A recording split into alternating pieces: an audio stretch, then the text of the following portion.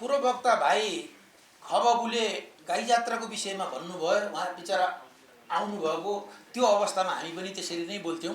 गाई जात्रालाई त्यसरी संवेदनशील रूपमा लिएर गाई जात्राको परम्परा हामीले प्रताप मल्लको दरबारलाई जिम्मा दिएका थियौँ। त्योभन्दा पहिला पनि गाई जात्रा चल्थ्यो। काठमाडौँ उपत्यकामा बीचमा पानी थियो, टोखामा साँखुमा किनार किनारमा चाहिँ निवारको बस्ती थियो। उहाँहरूले गाई जात्रा पर्व मनाउनुहुन्थ्यो। त्यो कुरो चाहिँ पछि काठमाडौँमा बस्ती भएपछि प्रताप मल्लको घरमा छोराको पुत्र वियोग पर्दाखेरि राजाले रानीलाई फकाउनलाई घरैबिची मान्छे मरेको घरैबिची मान्छे आऊ गाई र जोगी लिएर भन्दाखेरि रानीलाई देखाउनलाई त्यो सङ्ख्या देखाउनलाई बोलाएको। त्यसपछि पछि रानी देखेर हाँसुन् पनि भनेर राजाले नै के अर्थ गर्यो भने आज तिमीहरूले हाम्रो विषयमा अलिकति हदमा रहेर अलिकति ठट्टा गर्न पनि पाइन्छ, जसरी होस् त्यो जुलुस झाँकी देखेर रानी हाँसुन्। त्यो उद्देश्यले गाई जात्रा स्थापना भएको हो र त्यहाँदेखि निवारको बस्ती जहाँ जहाँ छ त्यहाँ त्यहाँ गाई जात्रा प्रस्तुत हुन्थ्यो। र नेपालमा डबलीमा गाई जात्रा अटुट रूपमा भइरहेको हो। मभन्दा सिनियर किरण दाइ हुनुहुन्छ, उहाँले पनि डबलीको गाई जात्रा मैले पनि हेरेको छु, उहाँले पनि हेर्नु भएको छ। र 2015 सालमा लोकतान्त्रिक सरकार प्रजातान्त्रिक सरकार थियो। त्यो सरकारले विविध भाषाको समाचारहरू, त्यो बेलामा रेडियो मात्रै थियो, नेपाल मात्रै थियो, समाचारहरू रेडियो नेपालबाट भन्थ्यो। त्यो समाचार भन्दाखेरि नेपाल भाषाको समाचार पनि रेडियो नेपालबाट भनिन्थ्यो। 2022 सालमा पञ्चायतले गरेर त्यो नेपाल भाषा हटाइदियो। हटाइदिएपछि काठमाडौँको निवार समाज यस्तो जाजुल्यमान भयो, अब यसलाई कहाँबाट भन्ने। अनि पर्खेर गाई जात्राको मञ्चमा मदन कृष्ण श्रेष्ठ, राजपाल हाडा, कृष्ण नापित, रामशेखर जस्ता योद्धाहरू निस्किएर नेवारी भाषामा अनि त्यसपछि गभर्मेन्टलाई भन्नुसम्म 22 सालबाट सुरु गर्नुभयो। 23 सालदेखि त्यो कन्टिन्यू रह्यो, त्यो संस्थाले गर्दै गयो। 32 सालमा सत्यमोहन जोशीले गएर त्यो मञ्चमा हेर्नुभएछ। त्यो कार्यक्रम हेरेपछि यसलाई त म स्टेजमा लान्छु भनेर उहाँहरूलाई फगाएर त्यो समूहलाई नै 33 सालदेखि स्टेजमा लगिएको हो। त्योदेखि अनवरत गाई जात्रा स्टेजमा चल्न थालेको, त्यसमा सहभागी भएर हुर्किएको अहिले तपाईँहरूले देख्नुभएको सम्पूर्ण हास्य कलाकारहरू गाई जात्राबाट नै जन्मभएको हो। त्यसैले गाई जात्राको इतिहास यति भन्न चाहे। अब मेरो दोस्रो नम्बर बुँदा ऋषि धमलाजी। ऋषि धमलाजी मेरो जिल्लावासी, एकदम आत्मीय मित्र। हामी एक आपसमा अनुहार हेरेर भाषा बुझ्न सक्छौँ। उहाँले मलाई आज के गरिदिनु हो भने हिजो हाम्रो यहाँ आउने तय भइसकेको थियो, भाइले फोन गरिसक्नु भएको थियो। राति मलाई चाहिँ 10:15 बजे फोन गरिदिनु हो। म चाहिँ सोझो मान्छे दिनभरि काम गरेर बेलुका चाहिँ 8:30 बजे 9 बजे सुत्ने मान्छेलाई 10 बजे टुई टुई फोन आएर चाहिँ मलाई थाहा भएन।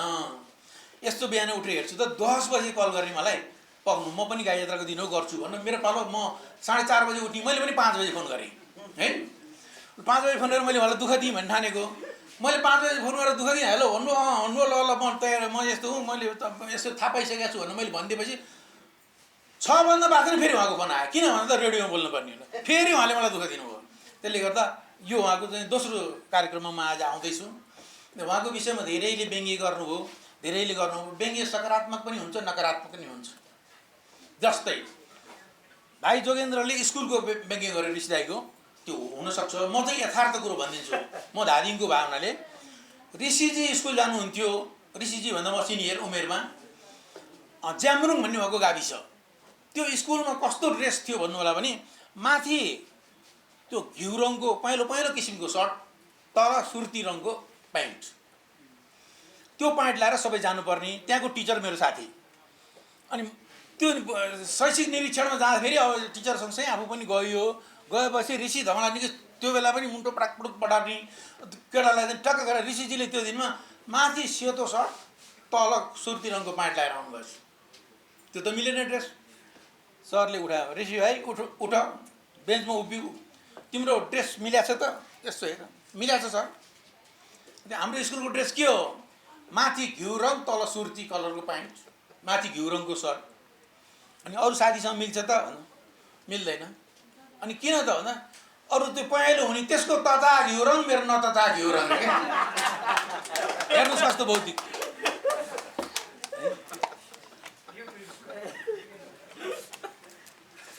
यसले गर्दा उहाँको विषयमा धेरै जोकहरू बनेका छन्, धेरै कुहरू बनेका छन्। नेपालमा 2-3 जना त्यस्तो मान्छेहरू छ, सहन सक्ने, सुन्न सक्ने, त्यसलाई चाहिँ नि रमाइलो लिन सक्ने। गाई जात्रालाई पनि उहाँले त्यसरी संरक्षण दिनुभएको छ। जबदेखि रिपोर्टर्स क्लब भन्नुभएको स्थापना भयो, नेतृत्वको बारेमा त उहाँ आफैले भनिहाल्नुभयो, गाई जात्राको बारेमा पनि त्यतिकै भूमिका खेल्नु भएको छ उहाँले। हामीलाई त्यो प्रचारको लागि, विभिन्न चाहिँ नि कलाकारहरूलाई चाहिँ नि माथि उठाउनको लागि, कलाकारहरूको बारेमा बोलिदिनको लागि उहाँले त्यस्तै भूमिका खेल्नु भएको छ। उहाँको धेरै जोकहरू मैले पनि लेखेको छु। मलाई सम्झना छ, के अरे प्रेमिकाहरूले ऋषिलाई देखेर के सोध्छ होला, प्रेमिकाहरूले ऋषिलाई देखेर के सोध्छ होला, ऋषिले माया गर्यो भने नाकले प्रेमिकाहरूलाई कति खोज्छ होला। यस्तो यस्तो धेरै छ मसँग है। ऋषि धमालाको मुख मलाई मन पर्नुको कारण चाहिँ मुख छुरा जस्तो, नाक लिम्पिया धुरा जस्तो। त्यो फोगटीमा आएको राज्य हो नि त हाम्रो, होइन? मलाई मन पर्नुको कारण त्यो हो। अब त्यसले गर्दा अब ऋषिजीको बारेमा पनि सिद्धियो। अब म देशको बारेमा त सबैले भनिसक्नु भएको छ, मैले के भन्नु पर्ला र सानो टुक्रो भन्छु। मभन्दा कवितामा मेरो एकदम घनिष्ठ मित्र लक्ष्मण गामनाङजीले एकदम मार्मिक कविता भनिसक्नु भएको छ, त्यसैले म सानो टुक्रा मात्रै भन्छु। मलाई जहिले पनि आपत्ति आउँछ, हेर्नुहोस्, चुनाव आयो भने भोट कसलाई हालौँ, गाई जात्रा आयो भने कुरा कहाँबाट थालौँ। अघि साथीहरूले ताली भन्नुभयो, यो विषयमा ऋषिजीलाई एउटा कुरो भन्नु पनि छ। सबै पत्रकार साथीहरू हुनुहुन्छ, उहाँलाई ताली बजाउनुहोस् भन्नु पनि मिल्दैन। ताली बजाउनु त आफ्नै साथी 6 जना हुनुहुन्छ, होइन?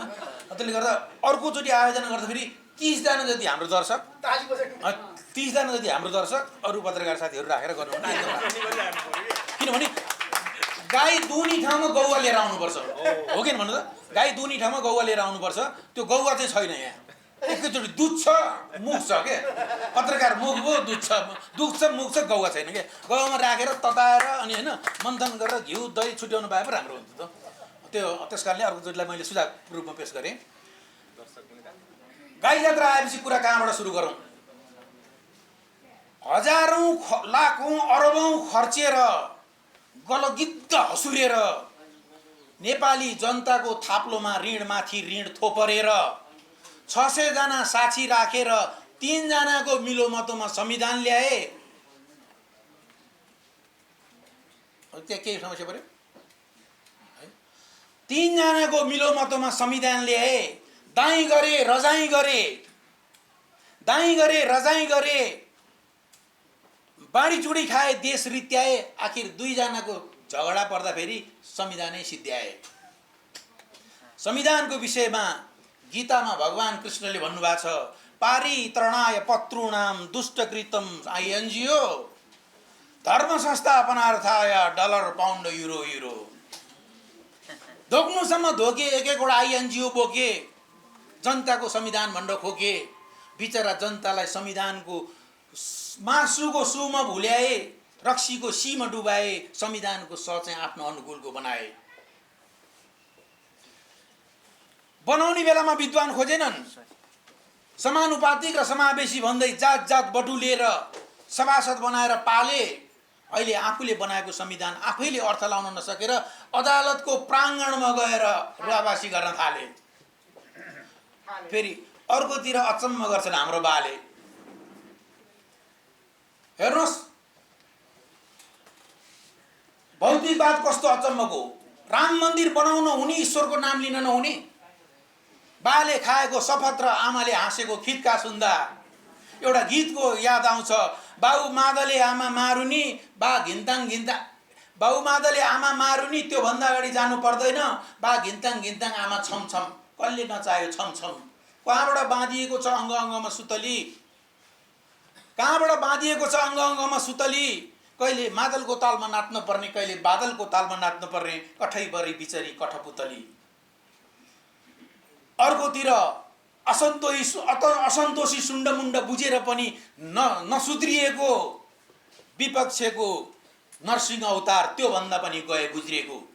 संविधान घोका छ, झन्डा बोका छ, पृथकता देखा छ। चुनावमा भाषण गर्दा वामपन्थी र दक्षिणपन्थी, अदालतमा गएर कुर्सी माग्न जाँदा एउटै दुला एउटै जन्ती। हामीले कोसँग गएर गर्ने बिलाउना? के नेपाली जनता सधैँ तपाईँहरूको खेलाउना? हामीले धेरै भोग्यौँ, धेरैलाई चाहिँ धेरै कहिल्यै स्वतन्त्र बनेनौँ, धेरैले विचरण गरे, कसैलाई नराम्रो भनेनौँ। त्यति राम्रो यति सुन्दर जीवन एउटा धतुरेको पछि लागेर छोरोलाई कुवेत पठाउने सम्झौतामा अनुबन्धित हुन्छ। 1 घण्टाको भाषण र 1 छाक मासु भातमा सदा समर्पित हुन्छ। नेपाली जनता यो भन्दा माथि जाने छाँट छैन। मैले जतिसुकै कराए पनि तपाईहरुको आत्माले स्वीकार्छ, हातले ताली बजाउने आँट छैन। यति हो मैले बुझेको। मैले जनतासँग ताली खोजेको होइन, ताकत खोजेको हो। नेपाली नेतृत्वलाई वृद्धहरूलाई मात्रै फाइदा छ। युवाहरू दोस्रो पुस्ता रबर छाप छ। नेपाली नेतृत्वमा वृद्धहरूलाई फलिफाप छ, दोस्रो पुस्ता रबर छाप छ। समर्थन गर्न पनि एउटा सीमा हुन्छ। आफ्नाले जे गरे पनि जिन्दाबाद। दिनलाई रात भनेका छन्, जुन घामलाई जुन भनेका छन्, स्वतन्त्रताको ट्याग टाँसेका छन्, अन्धभक्त भएर हिँडेका छन्। सदनमा पनि भन्न र भनिन गएका हैनन् रे, गन्न र गनिन गएका रे। स्वतन्त्र विचार राख्यो भने फ्लोर क्रस, भोलिपल्ट पार्टीमा जाँदा त बाहिर बस। धरतीको बोझ ऋणको भार किन थुपार्नु पर्यो? एक हाते तालीको पसारो। टिभीमा हेर्दा पनि छुट्याउन गाह्रो, कुन सांसद कुन मर्यादा पालक छुट्याउन गाह्रो।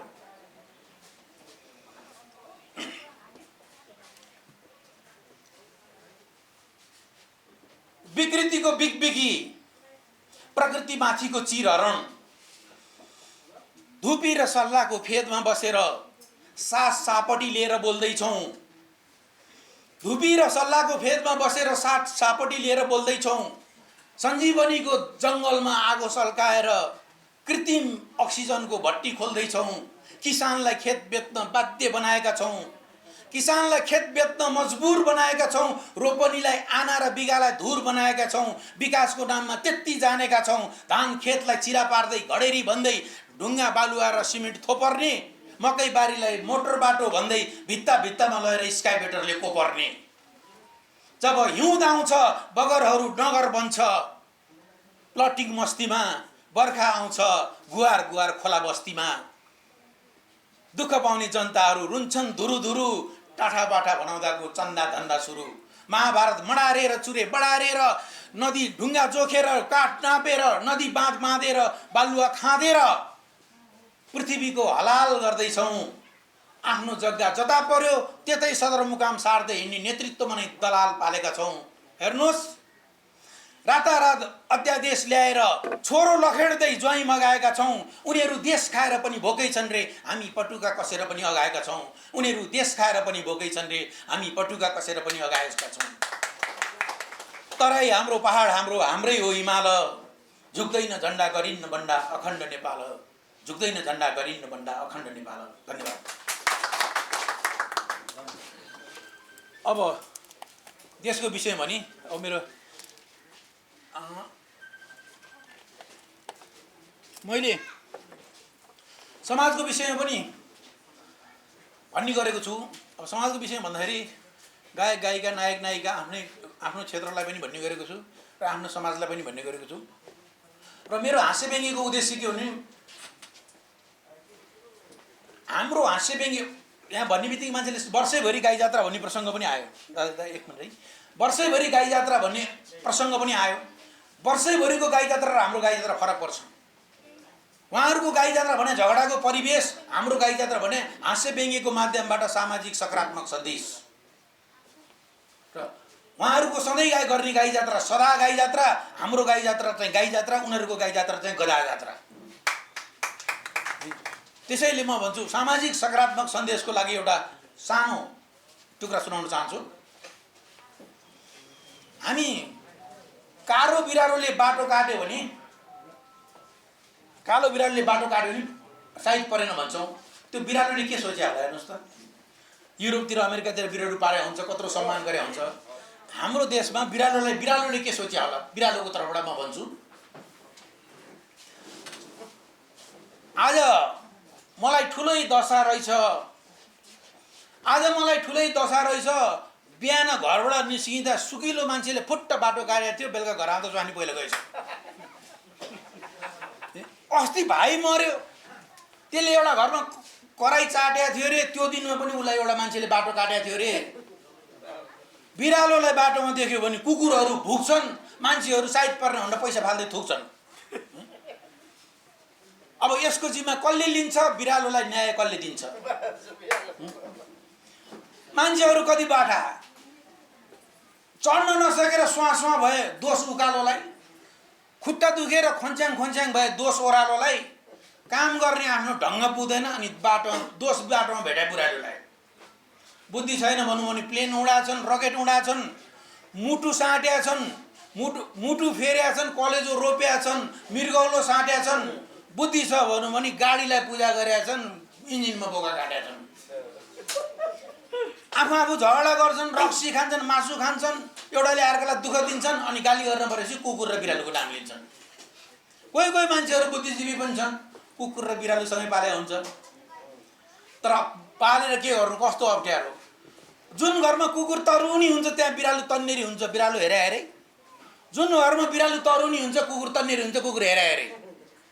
दुवै चार खुट्टे प्राणी, दुवै स्तनधारी होइन, दुवै चार खुट्टे स्तनधारी प्राणी होइन भएर के गर्नु। मान्छेको जस्तो अन्तर्जातीय बिहे गर्न पर्ने हाम्रो कानुनमै छैन।